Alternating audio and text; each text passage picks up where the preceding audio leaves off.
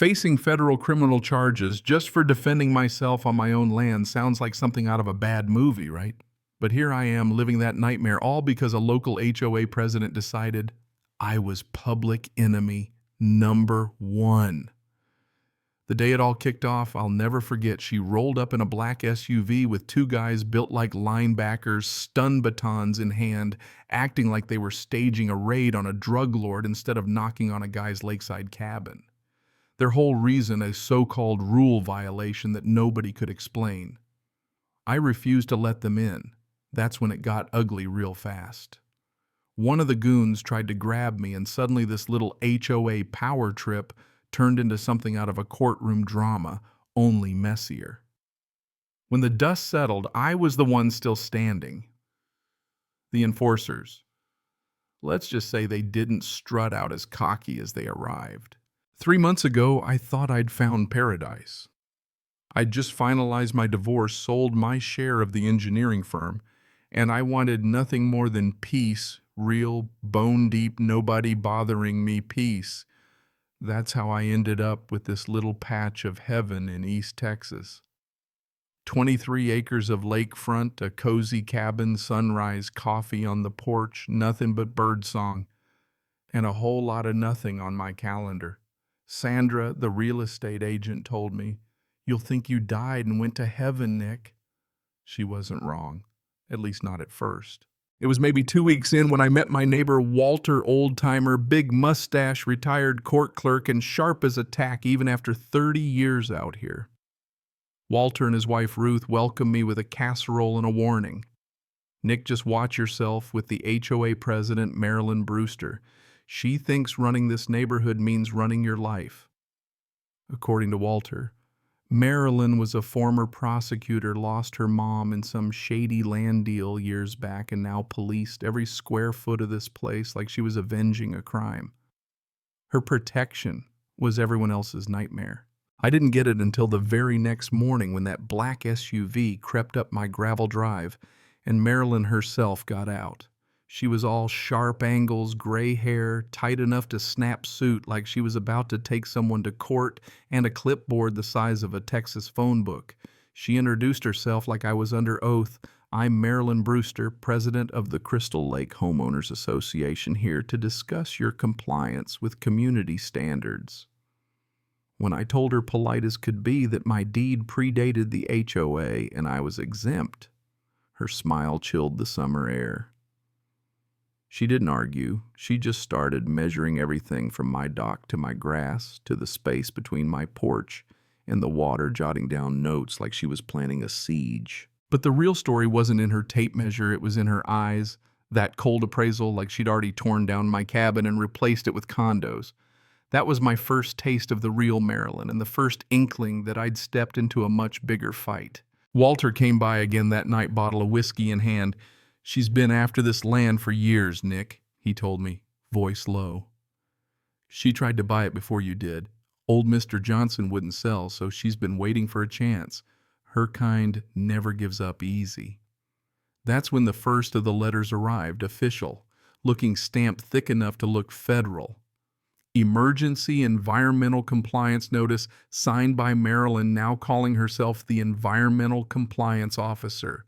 She claimed my property was an immediate risk to the lake, demanding a $3,000 remediation fee and a full assessment. The language was legal spaghetti, meant to confuse and scare. So I did what any self-respecting engineer would do. I went to the county courthouse. The clerk, Patricia, helped me dig up the so-called Texas Lake Protection Act. Turns out it was barely 2 years old, pushed by concerned citizens, and guess who was named as the chief consultant, Marilyn? Even more convenient, it passed by a single vote from a state rep she'd gone to law school with. This wasn't environmental stewardship, it was a shakedown, plain and simple. Still, I played along. I showed up at the next HOA meeting, beige walls and all, and let Marilyn deliver her community stewardship speech. I waited until open comment, then asked point blank how an HOA got state enforcement powers. The silence was deafening. Marilyn gave some nonsense about safety ordinances, but never answered my question. Afterward, a plumber named Tom Bradley pulled me aside in the parking lot. "Don't let her bully you, Nick.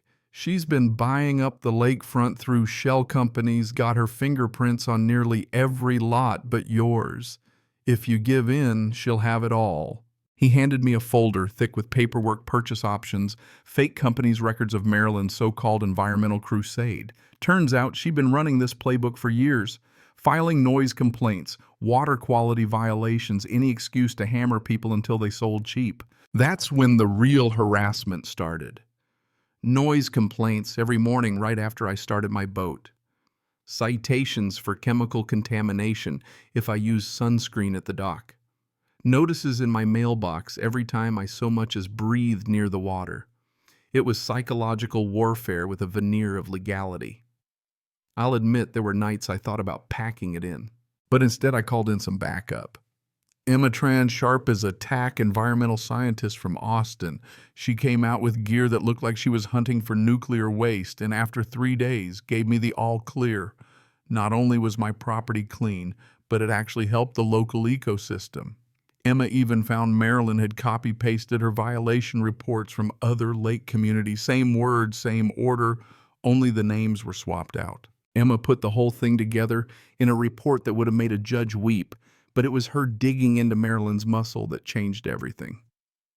Those two compliance specialists, Travis and Bobby, they weren't just tough guys. They'd been trained in intimidation, but more than that, Travis had a little secret. He'd been recording every single encounter. Walter confirmed that Travis was building an insurance policy, collecting evidence probably in case the house of cards collapsed. The next time Travis and Bobby came calling, I was ready, phone recording standing tall. They tried the usual threats, waving around badges that would fool anyone but a lawyer. When they stepped too close, Walter showed up with his phone out, reminding them that impersonating an officer is a federal offense.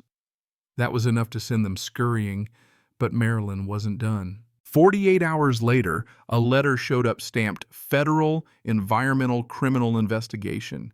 Now they were bringing in the big guns, Agent Thompson from the FBI or so, he said. He came in like he was auditioning for a movie role, grilling me about every inch of my property. But Emma's research uncovered something wild. Agent Thompson wasn't just a Fed, he was Marilyn's brother. The two of them had pulled this scam in 3 other states, using federal law to force owners out, then flipping the land to developers. When Thompson started pushing hard, threatening years of legal hell, Emma hit him with everything we'd found. Meanwhile, Walter had already tipped off the real FBI through his old contacts. Turns out they'd been investigating Marilyn, her enforcers, and her brother for months, just waiting for them to slip up. The showdown came fast. Marilyn and her team tried to stage a final federal seizure, only this time they brought what looked like a real cop, real documents, the whole 9 yards. Travis tried to cuff me, and, well, all those years of Brazilian jiu-jitsu paid off. I put him on the ground so fast his head spun, and Bobby didn't fare any better. 15 seconds, 2 grown men crawling away, Marilyn screaming about domestic terrorism on the phone, and the officer beating a hasty retreat. If I hadn't been so mad, it would have been funny. Within an hour, the real FBI showed up, led by Agent Sarah Chen. She was calm, professional, the real deal, and she was there to arrest Marilyn, her brother Travis, and Bobby for impersonating officers, conspiracy, and racketeering. Walter's records, Emma's reports, and especially Travis's secret recording sealed the deal. Marilyn went down screaming about environmental protection. Her brother got hauled out of his office in cuffs. The shell companies, the fake violations, every bit of it unraveled in the sunlight. The Crystal Lake HOA was dissolved, its assets used to repay families forced out by Marilyn's crusade. Travis and Bobby took plea deals and testified. Walter and I finally sat on my porch sipping whiskey, listening to the quiet. 6 months on, I'm still here, coffee on my porch, the lake peaceful at last. Marilyn's got a decade in federal prison to think about her legacy. Thompson serving even longer. And me, I learned you don't beat bullies by running, you stand your ground, know your rights, and never let anyone scare you out of your own home. So tell me, if you were in my boots, would you have fought or folded? Where's the line between protecting nature and abusing power? Drop a comment, let's hear what you think, because if you've ever been pushed around by a little tyrant in a suit, you know the fight is worth it when justice finally lands.